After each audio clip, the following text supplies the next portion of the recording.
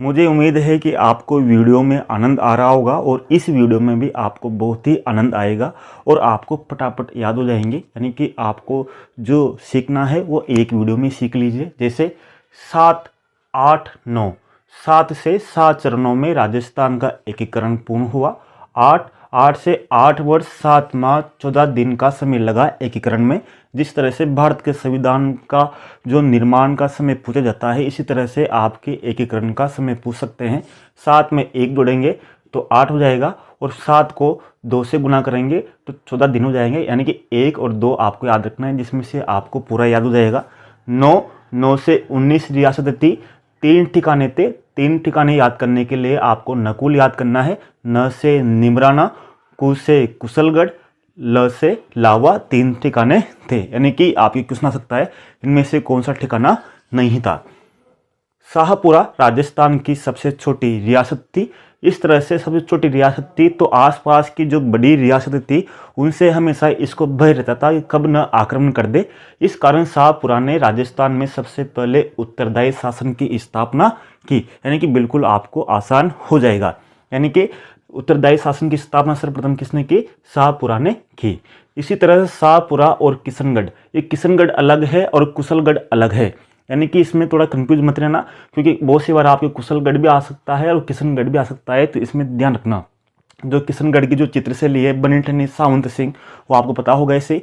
तो दोनों छोटी रियासत थी, इस कारण इनको तोपों की सलामी का अधिकार नहीं था। ये क्वेश्चन पूछा जाता है बार बार में। इसी तरह झालावाड़, आपको पता है कि झालावाड़ प्रजामंडल की स्थापना राजस्थान में सबसे नवीन थी। यानी कि सबसे नवीन प्रजामंडल झालावाड़ था, जिसकी स्थापना 1946 में हुई थी। इसी तरह झालावाड़ सबसे नवीन रियासत भी था।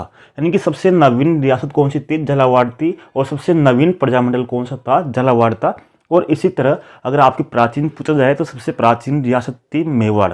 आगे चलिए, रियासती विभाग जो सरदार पटेल की अध्यक्षता में बनाया गया था, उसकी स्थापना बहुत सी बार पूछ लेते हैं कि 5 जुलाई 1947 में इसकी स्थापना हुई थी। और राजस्थान को यानी कि राजपूताना को उस समय 20 श्रेणी में रखा गया था। अगर बी नहीं आए तो क आपको ध्यान रखना है। अब इनको मैं एकदम आपको याद करा दूंगा, ये तो परिचय हुआ। अब इनको मैं आपको एकदम याद करा दूंगा, यानी कि आपको ज़्यादा ये दिमाग पर लोड लेने की आवश्यकता नहीं है जब तक मैं हूँ। देखिए, आपको एकीकरण के सन, तारीख, किसने स्थापना की, सब बता दूंगा। पहले आप देखिए, अगर आपके 15 मई आए तो यानी कि समझ लेना 15 मई में 5 है, केवल एक ही ऐसा सन है जिसमें 5 है। 5 से क्या बनेगा?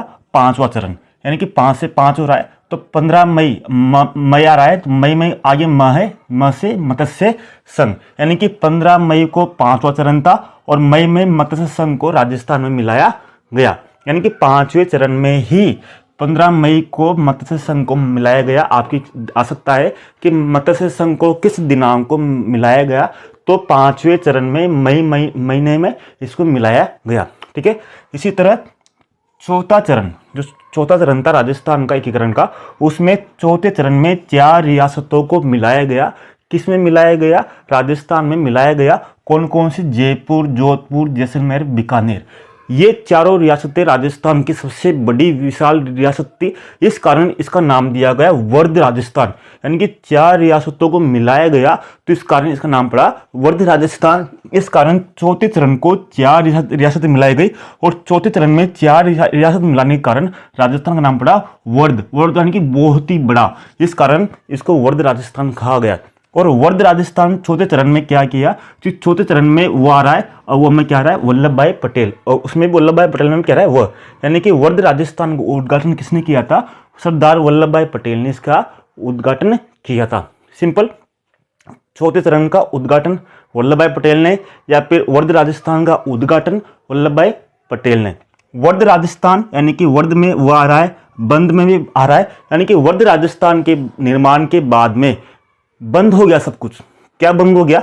यानी कि राजधानियां चेंज होना बंद हो गई, राज प्रमुख चेंज होना बंद हो गए, उद्घाटनकर्ता चेंज होना बंद हो गए। जिस तरह से कहते हैं, मत्स्य संघ की राजधानी थी अलवर, पूर्व राजस्थान की राजधानी थी कोटा, संयुक्त राजस्थान की राजधानी थी उदयपुर और वर्ध राजस्थान की राजधानी थी जयपुर। इसके बाद में इनकी राजधानियां चेंज नहीं हुई, वो की वही रही, यानी कि वो यानी कि बंद। इसी तरह मत्स्य संघ के जो राज प्रमुख थे उदयभान सिंह, पूर्व राजस्थान के भीम सिंह, संयुक्त राजस्थान के भूपाल सिंह, वर्ध राजस्थान के मान सिंह, यानी बंद हो गई मान सिंह के बाद में।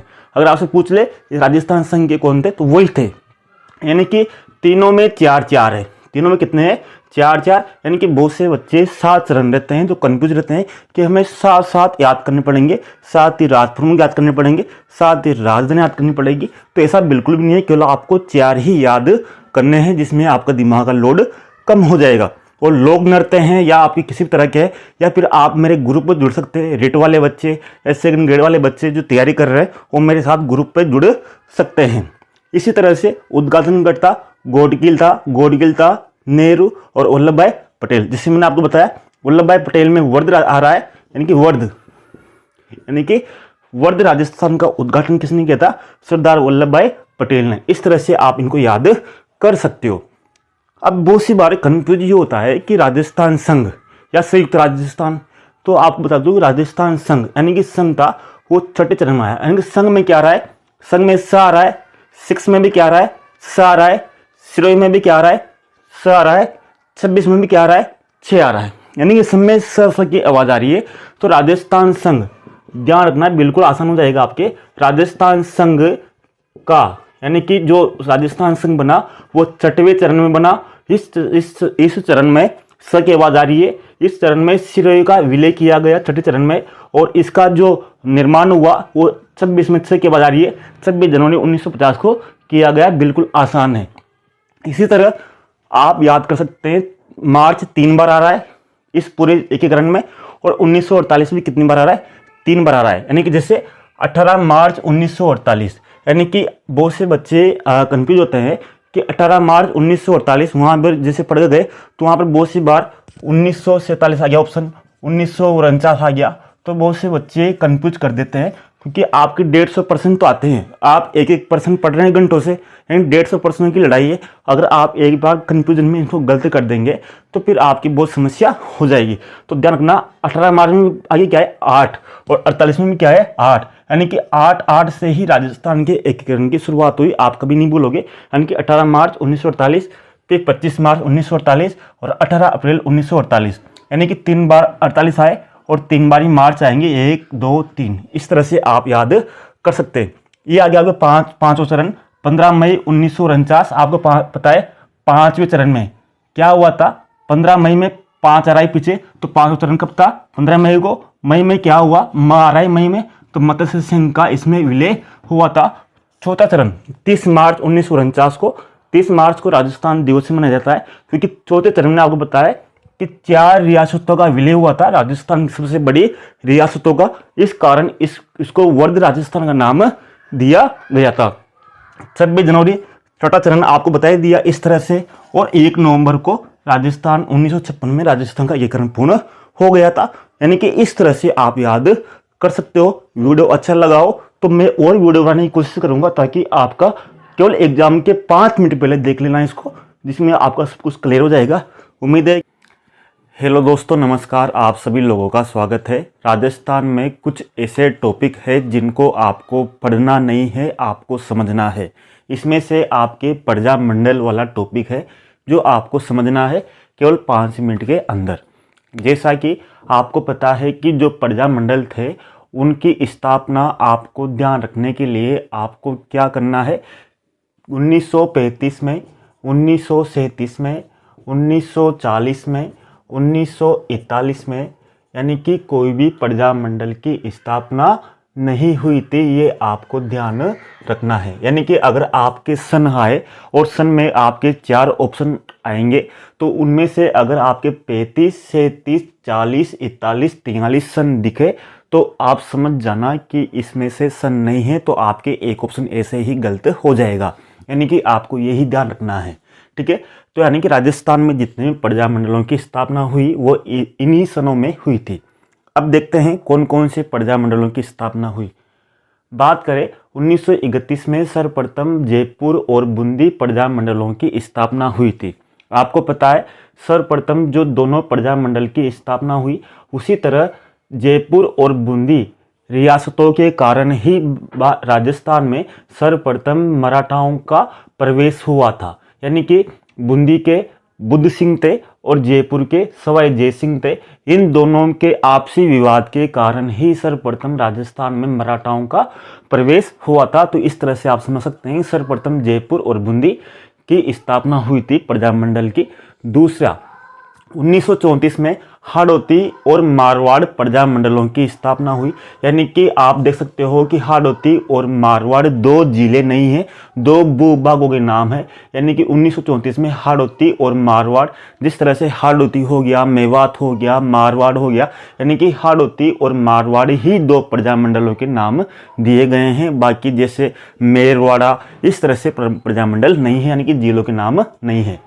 1936 में धौलपुर और बीकानेर प्रजामंडलों की स्थापना हुई।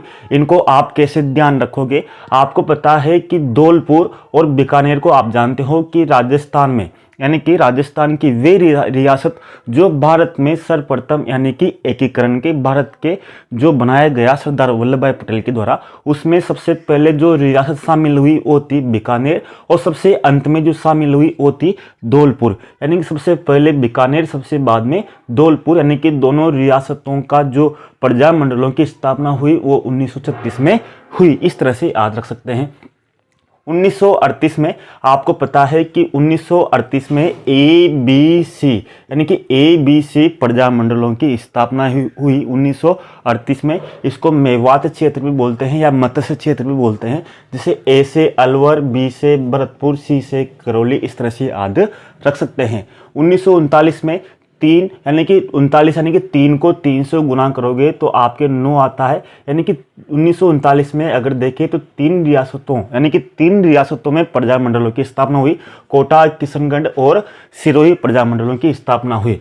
इसी तरह 1942 में देखें तो 1942 में पूरे भारत में आपको पता है कि भारत छोड़ो आंदोलन हुआ था। भारत छोड़ो आंदोलन यानी कि इस आंदोलन का प्रभाव राजस्थान में नहीं था। यानी कि भारत छोड़ो आंदोलन का जो प्रभाव था वो राजस्थान में नहीं था। क्यों? क्योंकि यहाँ के व्यक्ति कुशल थे, यानी कुशलता के कारण यहाँ पर भारत छोड़ो आंदोलन नहीं हुआ। तो कुशल से कुशलगढ़ यानी कि कुशलता के कारण 1942 में भारत छोड़ो आंदोलन नहीं हुआ। तो 1942 में कुशलगढ़ प्रजामंडल की स्थापना हुई। 1944 में डूंगरपुर प्रजामंडल की स्थापना हुई भोगीलाल पांडा के नेतृत्व में। 1945 में आपको पता है कि जैसलमेर जाते हैं। जैसा कि कहा गया है कि जैसलमेर जाने के लिए बहुत ही कठिन मार्ग है, यानी कि रेत के दौर हैं। तो जैसलमेर जाने पर क्या होता है कि BP बढ़ जाता है। यानी कि 1945 में सागरमल गोपा, आपको पता है कि यहाँ को सागरमल गोपा यहाँ के जो जिसने लिखा था जैसलमेर का गुंडा राज, जो पुस्तक लिखी थी, तो वो जैसलमेर का ही था जिसको जिंदा जला दिया गया था। तो जैसलमेर, बांसवाड़ा और प्रतापगढ़ तीनों प्रजामंडलों की स्थापना 1945 में हुई थी। जैसा कहा जाता है कि जैसलमेर जाने पर BP बढ़ जाता है। जैसलमेर बी से होता है बांसवाड़ा और B से होता है प्रतापगढ़, यानी कि जैसलमेर जाने पर BP बढ़ जाता है। तीनों जिले याद कर सकते हैं। आता है 1946 में झालावाड़ प्रजामंडल की स्थापना हुई। सबसे नवीन प्रजामंडल कौन सा था? झालावाड़। इस तरह से झालावाड़ को आप ऐसे भी याद रख सकते हैं कि राजस्थान में जो सबसे नवीन रियासत थी, सबसे नवीन रियासत झालावाड़ थी, यानी कि सबसे नवीन थी झालावाड़। इसी तरह सबसे नवीन प्रजामंडल भी कौन सा था? झालावाड़ था। अगर सबसे प्राचीन रियासत की बात करें तो मेवाड़ सबसे प्राचीन रियासत थी। इस तरह से झालावाड़ से आपके 2 क्वेश्चन कंप्लीट हो जाते हैं। और सबसे छोटी रियासत थी शाहपुरा, जो रियासत थी उसकी स्थापना रमेश चंद्र ओझा ने की थी। अब आपको किस तरह से याद करना है, इनके संस्थापक किस तरह से, यानी कि आपके सेकंड ग्रेड में हो, आपके आ चुका है। जैसे डूंगरपुर प्रजामंडल की स्थापना किसने की? 2018 में आया था, रिट में आ चुका। यानी कि आपके ये क्वेश्चन आते हैं, आपको बस इसको ध्यान रखना है। आगे वाले एक क्लास में मैं आपका एकीकरण भी इस तरह से करा दूंगा, आपके साहित्य, लोक नृत्य सबको आपको आसानी से याद करा दूंगा, क्योंकि मेरा जो अनुभव है आपको जरूर काम आएगा। अब देखिए, अगर किसी भी प्रोग्राम की शुरुआत की जाती है तो कपूर जलाकर ही की जाती है, यानी कि कपूर जलाकर या अगरबत्ती जलाकर। तो यानी कि जो जयपुर प्रजामंडल की स्थापना हुई, तो जयपुर बूंदी की जो स्थापना हुई सर्वप्रथम, तो जयपुर में जो प्रजामंडल की स्थापना हुई सर्वप्रथम जयपुर में ही कपूर जलाई जाएगी। इस कारण जयपुर प्रजामंडल की जो स्थापना की थी वो कपूर चंद पाटनी ने की थी। कपूर से कपूर चंद पाटनी की थी। बाद में जमनालाल बजाज भी इसमें जुड़ गए थे। जो गांधी जी के पुत्र कहलाते हैं, 5वें पुत्र जमनालाल बजाज। बूंदी आप जानते हो, बूंदी में क्या होता है आप जानते हो, जो रायते में जो बूंदी डालते हैं वो लाल तरह की होती है। तो बूंदी यानी कि बूंदी लाल होती है, तो कांतिलाल यानी कि कांतिलाल पीछे लाल आ रहा है, तो बूंदी में क्या होता है कांतिलाल। बूंदी में प्रजामंडल की स्थापना की थी वो कांतिलाल ने की थी। इस तरह से आप याद कर सकते हो। बूंदी में आगे ऊपर बिंदी आ रही है, कांति में भी ऊपर बिंदी आ रही है, इस तरह से भी याद कर सकते हैं। आगे चलते हैं धौलपुर प्रजामंडल की। धौलपुर में देखो आप, धौल में दोला और काला, दोला से धौलपुर, काला से कृष्णदत्त पालीवाल, यानी कि धौलपुर प्रजामंडल की स्थापना कृष्णदत्त पालीवाल ने की थी। इसी तरह बीकानेरी मुच्छें प्रसिद्ध है, तो बीकानेर प्रजामंडल की स्थापना बीकानेर के मागाराम वेद ने की थी। मुच्छे से मागाराम वेद ने बीकानेर प्रजामंडल की स्थापना की थी। आपको पता है कि बिजोलिया जो किसान आंदोलन था उसकी लोकप्रियता आपको पता है प्रताप नामक समाचार पत्र के माध्यम से फैल गई थी, यानी कि प्रताप समाचार पत्र के पाठक बहुत थे। तो इसी तरह प्रताप से प्रतापगढ़ पाठक, यानी कि प्रताप के पाठक बहुत ज्यादा थे, तो प्रताप से प्रतापगढ़ पाठक, यानी कि प्रतापगढ़ जो प्रजामंडल थी उसकी स्थापना की थी चुन्नीलाल पाठक ने। ठीक है, इस तरह से याद रख सकते हैं। इसी तरह से जो बहुरा होता है उड़ने वाला, वो बहुत कुशल होता है, इस कारण कभी भी वो जाल में नहीं फंसता, यानी कि बहुरा बहुत कुशल होता है, इस कारण वो कभी जाल में नहीं फंसता। इसी तरह बहुलाल निगम, बहुरा से बहुलाल निगम, कुशल से कुशलगढ़, यानी कि कुशलगढ़ जो प्रजामंडल की थी स्थापना थी वो बहुलाल निगम के द्वारा की गई थी। अगर आपको ये अच्छा लग रहा है, याद हो रहा है, समझ में आ रहा है, तो आप इसको जरूर आगे शेयर कीजिएगा, ताकि मैं और अच्छे मेरा मनोबल बढ़ाने के लिए और अच्छे जो मैंने जितने भी एग्जाम पार्ट किए, जो मेरे नोट्स है उनके वीडियो आपके समक्ष ला सकूं और आपको अच्छे से पढ़ा सकूं। इसके बाद में आपको पता है जैसे बोपा, बांस, जो बोपा होता है बजाने वाला, जिसको बोपो होता है जो बजाते हैं, वो बोपा हमेशा बांस का बनता है। तो आपको पता है कि बहुलाल निगम, आपको पता है बहुलाल निगम तो कुशलगढ़ की स्थापना की थी। इसी तरह बोपा से क्या बन रहा है, भूपेंद्र नाथ त्रिवेदी, यानी कि बोपा से भूपेंद्र, यानी कि भूप आ रहा है, तो भूपेंद्र नाथ त्रिवेदी ने बांसवाड़ा प्रजामंडल की स्थापना की थी। इस तरह से आप याद कर सकते हैं। इसी तरह से जो आपके मथुरा साइड है, यानी कि उत्तर प्रदेश, मथुरा से जो सटे हुए जिले हैं, जैसे आपके मथुरा में श्री कृष्ण भगवान ने रासलीलाएं की थी, तो मथुरा के आसपास जो जिले थे जैसे भरतपुर, अलवर, कलौरी, तो मथुरा में जो कृष्ण भगवान के जो नाम है उन्होंने ही प्रजामंडलों की स्थापना की थी। जैसे जो आपकी बात करते हैं, आपके जैसे किशन भी किसका नाम है, भगवान कृष्ण का, गोपाल भी उनका ही नाम है, हरि नारायण भी उनका ही नाम है। तो भरतपुर जो प्रजामंडल की स्थापना की थी वो किशन ने, और जो गोपीलाल ने, यानी गोपी किशन सब वो भरतपुर के थे। यानी कि अगर आपकी भगवान के नाम आ जाए तो समझ जाना कि ये भरतपुर और अलवर के साइड के हैं। तो किशन लाल ने भरतपुर की, गोपीलाल ने भी भरतपुर की, हरि नारायण शर्मा ने कहाँ की थी, अलवर की, अलवर प्रजामंडल की स्थापना की थी। इसी तरह आपको पता है कि मेवाड़ जो था, मेवाड़ का जो राजा थे वो बहुत ही बलशाली थे। इस कारण जो मेवाड़ के जो बलशाली राजा थे, तो मेवाड़ जो बल से क्या बनता है, बलवंत राय मेहता, जो पंचायती राज के जो जनक भी कहलाते हैं, और राजस्थान से पहले व्यक्ति थे जिन्होंने सर्वप्रथम संविधान पर हस्ताक्षर किए थे। तो मेवाड़ जो प्रजामंडल की स्थापना की थी बलवंत सिंह मेहता ने। इसी तरह मारवाड़ लोक परिषद, यानी कि मारधाड़, यानी कि मारधाड़ से बचने के लिए बहुत से व्यक्ति रण छोड़कर भाग जाते हैं। तो मारधाड़ यानी कि मारवाड़ लोक परिषद, यानी कि मारधाड़ से बचने के लिए बहुत से लोग रण छोड़कर भाग जाते हैं, यानी कि मारवाड़ लोक परिषद की स्थापना रणछोड़ दास गठानी ने की थी। इसी तरह राजस्थान का जो गांधी है गोकुलभाई भट्ट को आप जानते होंगे। गोकुलभाई भट्ट ने यानी कि सिरोही प्रजामंडल की स्थापना की थी। और सिरोही प्रजामंडल आपको पता है, इन गोकुलभाई भट्ट के कारण ही राजस्थान में माउंट आबू का विलय हो पाया।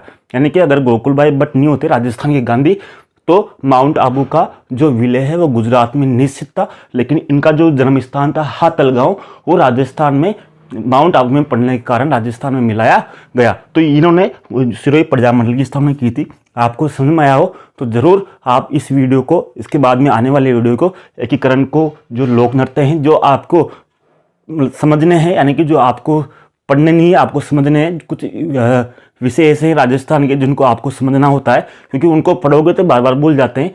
तो उनके अच्छे वीडियो लेके आऊँगा और उम्मीद है कि आपको अच्छा लगा होगा। जय हिंद, नमस्कार दोस्तों।